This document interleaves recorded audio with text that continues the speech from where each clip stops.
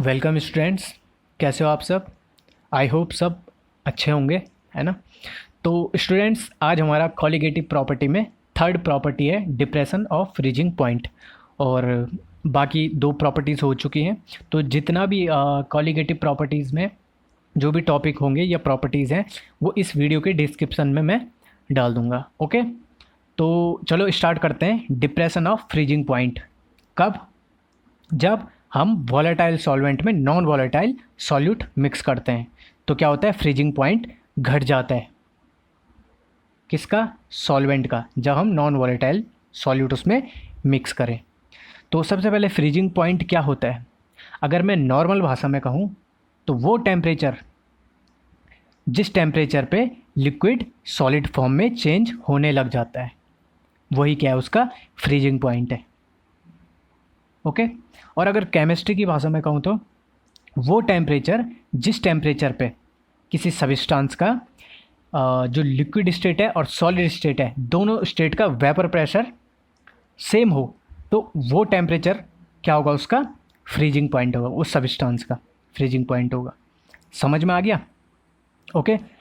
तो ये है। अब देखो, जब हम वॉलेटाइल सॉल्वेंट में non volatile NBS, non volatile solute NVS उसको बोलते हैं, अगर हम मिक्स करते हैं तो फ्रीजिंग पॉइंट डिक्रीज़ हो जाता है, मतलब कम हो जाता है। फ्रीजिंग पॉइंट डिक्रीज़ क्यों हो जाता है? देखो, सबसे पहले जो सॉल्वेंट के मॉलिक्यूल्स से आपस में कुछ दूरी पे होंगे, है ना। और जब हमने इसमें नॉन वॉलेटाइल सॉल्यूट मिलाया, ओके, तो इसके मॉलिक्यूल्स थोड़ा और दूर चले गए, क्योंकि बीच में किसके पार्टिकल्स आ गए? नॉन वॉलेटाइल सॉल्यूट के पार्टिकल्स आ गए। ओके।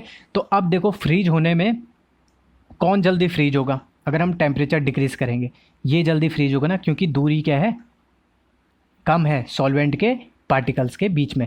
पर जब हम नॉन वॉलेटाइल सॉल्यूट मिलाते हैं तो ये दूरी इंक्रीज़ हो जाती है, देख रहे हो। तो इसलिए फ्रीजिंग पॉइंट क्या हो जाता है? डिक्रीज़ हो जाता है, मतलब और ज़्यादा टेम्परेचर कम करना पड़ता है हमें उस सॉल्यूशन को फ्रीज करने के लिए। और अगर हम साइंस की भाषा में कहें तो जो सॉल्यूशन होता है उसकी एंट्रोपी इंक्रीज़ हो जाती है।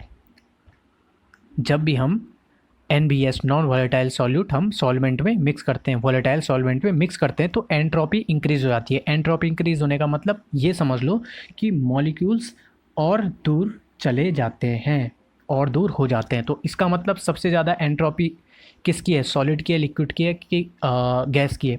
सबसे ज़्यादा एंट्रोपी गैस की है, उसके बाद लिक्विड की है, और लास्ट में सॉलिड की है। ठीक, आ गया समझ में? चलो, ये तो आसान था। ओके। तो फ्रीजिंग पॉइंट डेफिनेशन हो गई, और समझा लिया कि फ्रीजिंग पॉइंट होता क्यों है। ठीक, अब देखो ग्राफ में, देखो आप, सबसे पहले कोई टेम्परेचर होगा, है ना। किसी टेम्परेचर पे ये जो सॉल्वेंट का है, सॉल्वेंट का ग्राफ ऊपर है और सॉल्यूशन का नीचे है। क्यों? क्योंकि वेपर प्रेशर किसी एक पर्टिकुलर टेम्परेचर पे, आपको पता है ना, वेपर प्रेशर क्या हो जाता है? डिक्रीज़ हो जाता है जब नॉन वॉलेटाइल सॉल्यूट हम उसमें मिक्स करते हैं। तो ये तो आपको पता है। अब देखो, ये लिक्विड सॉल्वेंट का ग्राफ है। सबसे पहले कुछ टेम्परेचर रहा होगा, अब हमें इसको, अब टेम्परेचर क्या करेंगे? हम इसको फ्रीज करना है ना सॉल्वेंट को, तो फ्रीज करेंगे तो टेम्परेचर डिक्रीज़ करेंगे। तो सपोज़ इस टेम्परेचर पे क्या हो गया? वो फ्रीज हो गया। और इस टेम्परेचर पे क्या होगा? जो T0F है, इस टेम्परेचर पे क्या होगा? इस टेम्परेचर पे उसके लिक्विड स्टेट और सॉलिड स्टेट दोनों का वेपर प्रेशर क्या होगा? सेम होगा। ओके, इस टेम्परेचर पे।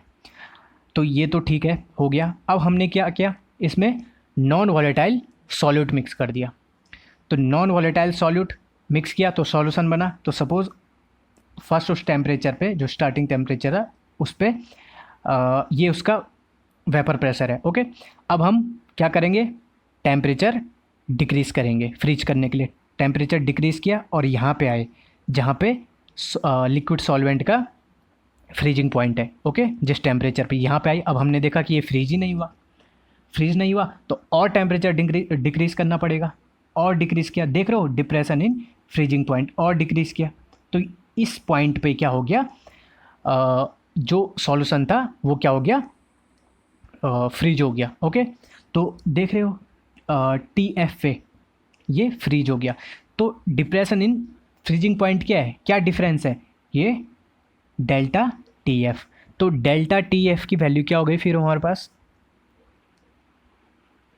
Delta TF is equal to कितना हो गया हमारे पास, T0F माइनस TF। ओके, तो ये क्या हो गया, डिप्रेशन ऑफ फ्रीजिंग पॉइंट। समझ में आया ना? ठीक है, अब देखो इसको तो मैं साफ कर लेता हूँ। अब देखो ये एक्सपेरिमेंटली डिटरमाइंड है कि जो डिप्रेशन ऑफ फ्रीजिंग पॉइंट होगा, मतलब डेल्टा TF होगा, वो डायरेक्टली प्रोपोर्शनल टू होगा उस सॉल्यूशन के मोलर कॉन्सेंट्रेशन के, मतलब मोलैलिटी के। ओके, तो ये delta TF is directly proportional to molality हो गया। अब ये प्रोपोर्शनल साइन हटाने के लिए एक कांस्टेंट आता है ना, तो delta TF is equal to एक कांस्टेंट है KF इंटू फिर M। तो ये KF कांस्टेंट होता है, ये कांस्टेंट सॉल्वेंट का होता है। ओके, और इस कांस्टेंट को हम कहते हैं molar freezing point depression constant. क्या कहा मैंने, molar freezing point depression constant, और साथ ही साथ इसको हम मोलर क्रायोस्कोपिक कांस्टेंट भी कहते हैं। Okay, molar cryoscopic constant. अब देखो मोलैलिटी क्या होता है, moles of solutes moles of solute divided by weight of solvent in kg। Okay, तो moles of solute divided by weight of solvent in kg। In kg होता है, अगर kg में नहीं हुआ, ये ग्राम में हुआ, तो फिर ऊपर इंटू 1000 लगाएंगे। ओके, तो सपोज वेट ऑफ सॉल्वेंट जो है वो कितना है, WA है। ओके, अब मोल्स क्या होता है, given mass upon molar mass. Okay, तो मोल्स ऑफ सॉल्यूट, सपोज जो गिवन मास है, वेट है जो सॉल्यूट का, वो कितना है, WB, और जो उसका मोलर मास है, गिवन मास अपन मोलर मास होता है ना, वो है MB। तो अब ये सारी वैल्यूज़ हम इसमें रख देंगे। ओके, तो ये हमारे पास हो जाएगा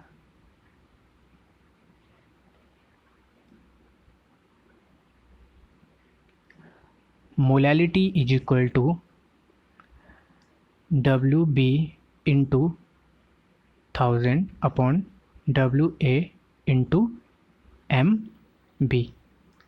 ओके, ये हो गया। अब हम मोलैलिटी को इस इक्वेशन में रख देते हैं, तो रख दो फिर डेल्टा TF ये कितना हो गया, इज इक्वल टू M है, तो M तो ये है मोलैलिटी, केवल हमें क्या रखना है, KF रखना है, KF की वैल्यू। ओके, तो ये हो गया कांस्टेंट, ये रख दिया हमने। तो ये हमारे पास क्या हो गया, डिप्रेशन ऑफ फ्रीजिंग पॉइंट हो गया। ओके, तो अब हम यहाँ से क्या निकालेंगे, यहाँ से हम मोलर मास ऑफ सॉल्यूट निकालेंगे। तो मोलर मास ऑफ सॉल्यूट क्या है, MB है।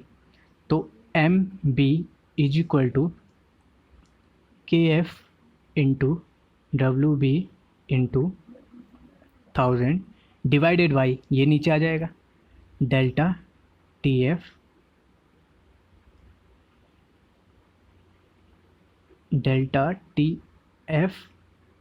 Into WA।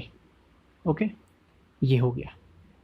तो ये क्या हो गया, मोलर मास ऑफ सॉल्यूट। अब देखो स्नो जो रोड्स होते हैं, स्नो रोड्स जो बर्फ़ होती है, उसको रोड्स में उसको क्लियर करने के लिए हम उसको सॉल्यूशन का फॉर्म दे देते हैं, मतलब उसमें NaCl या हम CaCl2 उसमें मिक्स कर देते हैं, जिस कारण उसका फ्रीजिंग पॉइंट क्या हो जाता है, कम हो जाता है, डिप्रेशन ऑफ फ्रीजिंग पॉइंट हो जाता है, और कम टेम्परेचर पे वो फ्रीज होगा, उस टेम्परेचर पे नहीं होगा, इसलिए रोड क्लियर हो जाती है इससे। ओके, एक तो ये एग्जांपल हो गया। सेकेंडली दूसरा एग्जांपल हो गया, जो व्हीकल्स का रेडिएटर होता है ना, तो उनमें वाटर होता है। तो वाटर का जो फ्रीजिंग पॉइंट है वो कितना है, 0 डिग्री सेल्सियस है। तो जिन एरियाज़ में टेम्परेचर 0 डिग्री सेल्सियस से कम होता है, उन एरियाज़ में तो ये वाटर क्या हो जाएगा, फ्रीज हो जाएगा, तो दिक्कत हो जाएगी। तो क्या करते हैं कि वहाँ एक सॉल्यूशन बना देते हैं और वाटर में इथाइलिन ग्लाइकोल मिक्स कर देते हैं। क्या करते हैं मिक्स, इथाइलिन ग्लाइकोल मिक्स कर देते हैं। ओके, तो एक सॉल्यूशन बन जाता है और उस सॉल्यूशन का फ्रीजिंग पॉइंट क्या हो जाता है, और कम हो जाता है, पानी से कम हो जाता है। ओके, 0 डिग्री सेल्सियस से और कम हो जाता है उसका क्या, फ्रीजिंग पॉइंट। ओके, तो ऐसे सॉल्यूशंस को हम क्या कहते हैं, एंटी फ्रीज सॉल्यूशंस। क्या कहते हैं, एंटी फ्रीज सॉल्यूशंस। समझ में आया? चलो ठीक है।